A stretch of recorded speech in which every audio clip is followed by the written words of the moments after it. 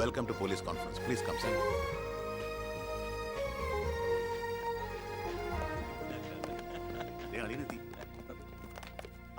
Congrats, Alia. Mr. DGP. Sir. നിങ്ങളുടെ police officers home മിനിസ്റ്ററെ കാണുമ്പോൾ എങ്ങനെയാണ് ബിഹേവ് ചെയ്യുന്നത്? Mr. Harshan, don't you know as per protocol you have to salute your superiors? Salute the Home Minister. Sir. That's it. Keep it up.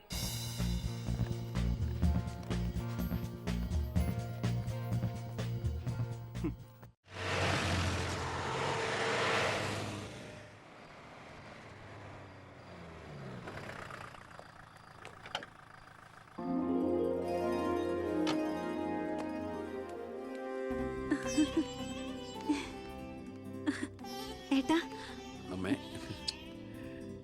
എന്താടി? വാ മോനെ. ഏയ് ഇരിക്കെ ബഹുമാനൊക്കെ ഓഫീസിൽ മതി. ആര് ബഹുമാനിക്കുന്നു നിന്നെ? ഓ, ഒരു മന്ത്രി. ഞങ്ങൾ കുറെ മന്ത്രിമാരെ ചെറുപ്പം മുതൽ കണ്ടിട്ടുള്ളതാ. അച്ഛൻ മന്ത്രിയായിരുന്നപ്പോ വീട്ടു സാധനങ്ങൾ വാങ്ങുന്ന തൊട്ട് അടുക്കളപ്പണി വരെ ചെയ്യിച്ചിട്ടുണ്ട് നിന്റെ ഈ പോലീസുകാരെ കൊണ്ട്. അല്ല പെങ്ങളെ, അച്ഛനെ ഇങ്ങനെ വഴക്ക് പറയാനായിട്ട് എന്താ ഇവിടെ ഇപ്പൊ ഉണ്ടായേ?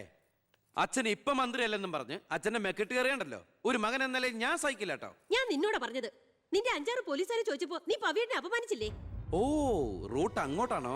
എന്നാ നീ ഒന്നോർത്തോ, തുമ്മിയാ തെറിക്കുന്ന മൂക്ക നിന്റെ ഈ മന്ത്രിക്കുപ്പായം. പക്ഷെ പവിയേട്ടൻ എന്നും കാണും ഈ IPS പദവി. എന്റെ പെങ്ങളെ, ഏത് കൊമ്പത്ത് IPS കാരനായാലും ഒരു മന്ത്രിയെ കണ്ടാ ദാ ഇങ്ങനെ നിക്കണം. അതാണ് കുഴപ്പം. സംശയം ഉണ്ടെങ്കിൽ AS പിള്ളിയോട് ചോദിച്ചോക്ക്. എന്റെ പവിയളിയാ, പെങ്ങൾക്ക് ഈയിടെയായിട്ട് പൊതുവിജ്ഞാനം വളരെ വളരെ കുറവായിട്ട് വന്നോ? ആ, എവിടെയായിരുന്നു? ഞാൻ നിന്നോട് 2 ചോദിക്കണമെന്ന് വിചാരിച്ചിരിക്കായിരുന്നു. എന്റെ ഭർത്താവ് നിന്നെ സാറേന്ന് വിളിക്കണം അല്ലേടാ? അയ്യയ്യേ, എന്താ അളിയന്മാരൊക്കെ ഇങ്ങനെ കൊച്ചുകുട്ടികളെ പോലെ ചീപ്പാവണേ? ഇതൊക്കെ വീട്ടിൽ വന്ന ഭാര്യമാരോട് പറഞ്ഞ അതിന്റെ മോശം നിങ്ങൾക്കല്ലേ അളിയന്മാരെ? എന്താ AS പിള്ളിയാ? ഞാനൊന്നും പറഞ്ഞിട്ടില്ല. അശ്ശോ, ഇപ്പൊ തന്നെ ഇവിടെ എല്ലാരും മനസ്സിലാക്കില്ല അവിടെയും എന്തൊരു കഥയുണ്ടെന്ന്. അല്ല, എന്റെ പെങ്ങന്മാരാണോ അളിയന്മാരാണോ ഇവിടെ പെണ്ണുങ്ങള്?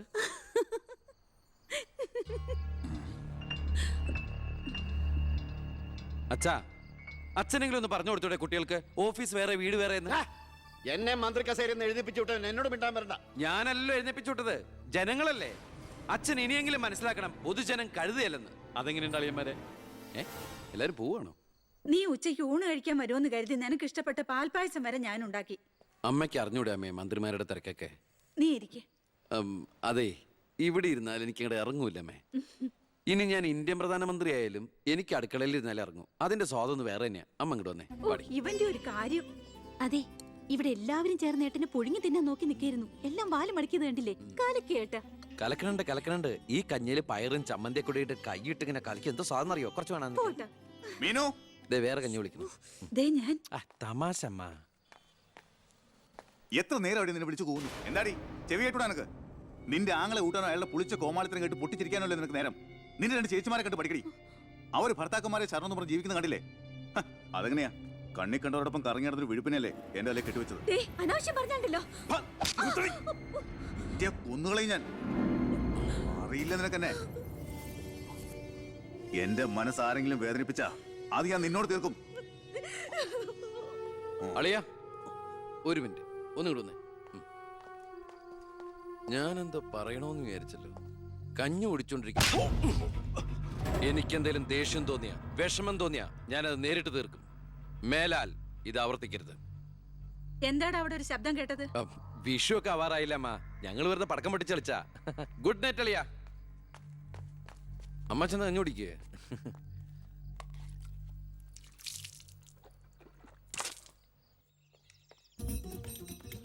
പത്രം വായിച്ചില്ലയോ? പുതിയ ആഭ്യന്തരമന്ത്രിയുടെ കൽപ്പന. വയറ് ഉറയ്ക്കാൻ പോലീസുകാർ രാവിലെ ഓടണമെന്ന്. ഞാൻ പണ്ടേ ഓടാറുണ്ട്. എന്റെ കർത്താവേ, കുതിരയ്ക്ക് വെച്ച കഴുതയ്ക്കും ഉണ്ടോ? എന്റെ ഈശോയെ, ഞാൻ സാറിനല്ല ഉദ്ദേശിച്ച. ഓ, നല്ല മസില. അളിയാ, ഒരു മിനിറ്റ്. അയ്യോ, അതിനല്ല. എന്ത് ചെയ്യാനാ? നിങ്ങളുടെയൊക്കെ കഷ്ടകാലത്തിന് ഞാൻ ഇവിടുത്തെ ആഭ്യന്തരമന്ത്രിയായി പോയി അല്ലേ അളിയാ? അളിയൻ ഇനിയും ഡ്യൂട്ടിക്കിടയിൽ എന്നെ കാണേണ്ടി വരും. എന്നെ സല്യൂട്ട് ചെയ്യേണ്ടിയും വരും. തെറ്റ് കണ്ട ഞാൻ എന്തെങ്കിലും പറയുകയും ചെയ്യും.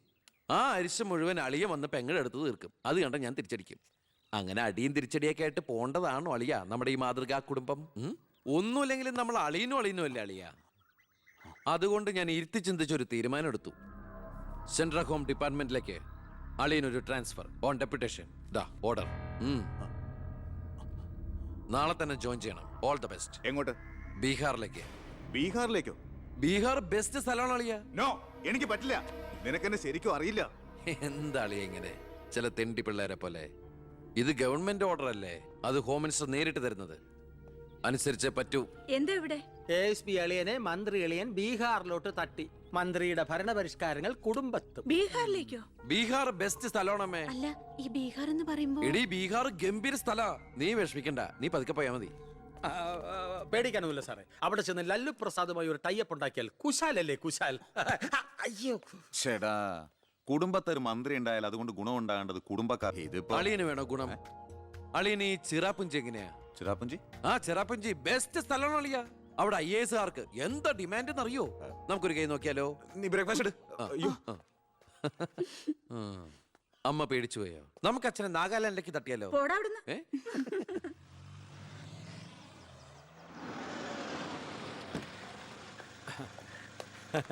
നമസ്കാരം. നമസ്കാരം. Good morning. Good morning. മനസ്സിലായില്ലേ? മേഴ്സി വർഗീസ് ഇവിടുത്തെ ഫേമസ് പബ്ലിക് പ്രോസ്റ്റിറ്റ്യൂട്ടാ. പഴയ ജോലിയൊക്കെ നിർത്തി ഇപ്പൊ അച്ഛന്റെ കേസ് മാത്രമേ എടുക്കൂ. കൂടെ കയറിയങ്ങ് പോ. വൃത്തിയിട്ടവനെ, താനാ പറഞ്ഞതിന്റെ അർത്ഥം എനിക്കറിയോ? വേശ്യെന്നാ. മാഡം മാഡം മാഡം അറിയാതെ നാ ഒന്ന് പിഴച്ചു പോയതാണ്. മാഡം എന്റെ സ്വന്തം അമ്മയെ പോലെയാണ്, അല്ല, സ്വന്തം ഭാര്യയെ പോലെയാണ്. പെങ്ങളെ പോലെയാണെന്നാണ് ഞാൻ ഉദ്ദേശിച്ചത്. എന്താ ഇവിടെ ബഹളം? കയ്യും കബളും കൂടെ കൂട്ടിമുട്ടിയതാ. ഓ, ഈ കള്ളനായിരുന്നോ? ഞാൻ കള്ളനല്ല, കള്ളന് കഞ്ഞി വെച്ചു. സെക്യൂരിറ്റി, തൂക്കിയെടുത്ത് പുറത്താക്കണോ ഇവനെ? ഞാൻ ഉദ്ദേശിച്ചത് ഇയാളൊന്നും ഉദ്ദേശിക്കണ്ട. മേലിൽ മുറ്റത്ത് കാലി കുത്തിപ്പോരുത്. ഞാൻ ഈ കാല് എന്റെ ഉദ്ദേശങ്ങളൊന്നും പഴയതുപോലെ ഫലിക്കുന്നില്ലല്ലോ. തെളിവുകളും സാക്ഷിമൊഴികളും അനുകൂലമാണെങ്കിൽ പിന്നെ ഒന്നും പേടിക്കാനില്ല. സെൽഫോൺ ഒരു പ്രധാനപ്പെട്ട തെളിവല്ല. അതിലേക്ക് ആർക്ക് വേണമെങ്കിലും വിളിക്കാം, തിരിച്ചും വിളിക്കാം. പക്ഷേ ശാരിയുടെ സാക്ഷിമൊഴി പ്രധാനമാണ്. അതിലൂടെ മാത്രമേ വെട്ടൂർ ശിവനും ഈ കൊലയും തമ്മിലുള്ള ബന്ധം വാദിഭാഗത്തിന് തെളിയിക്കാൻ പറ്റൂ. ഈ വെട്ടൂർ ശിവൻ നിരപരാധിയാണെങ്കിൽ അച്ഛനും നിരപരാധിയാണ് അല്ലേ മാഡം? അതെ. അപ്പോ എങ്ങനെയും ശാരിയുടെ മൊഴി നമുക്ക് അനുകൂലമാക്കണം. അച്ഛൻ ആ കുട്ടിയോടൊന്ന് സംസാരിച്ച. ഓ, ഇവിടുത്തെ പഴയ ബാല്യക്കാരുടെ മോളാ അവള്. ഇനി ഞാൻ അവളെ കാല് പിടിക്കണമെന്ന് പറഞ്ഞാ? അച്ഛാ, ഇപ്പൊ ആവശ്യം നമ്മുടെതാ. അവൾ അനുസരിക്കും. അതിനുള്ള തന്ത്രങ്ങളൊക്കെ അച്ഛൻ അറിഞ്ഞൂടെ?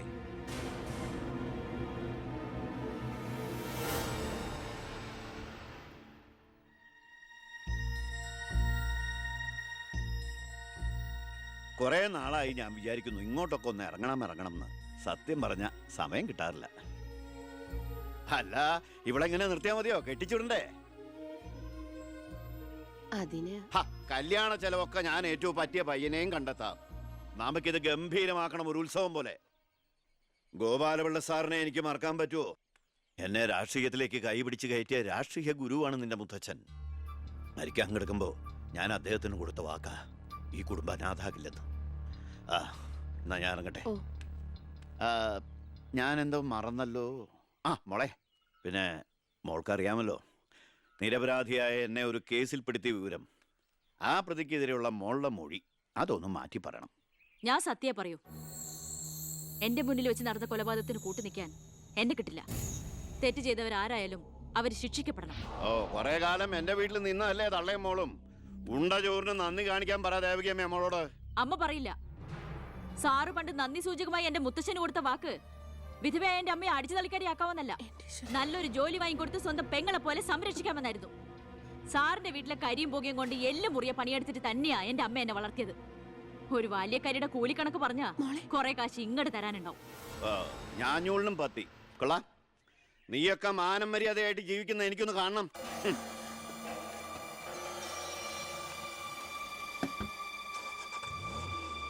എടാ ഞാനാ. എന്താ ഏയ് നടക്കില്ലടാ. ഇന്ന് അച്ഛൻ അവളുടെ അടുത്ത് പോയി. നാളെ അവൾ അച്ഛൻ്റെ അടുത്ത് വരണം. അച്ഛൻ സമാധാനമായിട്ടിരിക്കെ, ബാക്കിയൊക്കെ ഞാൻ നോക്കിക്കോളാം.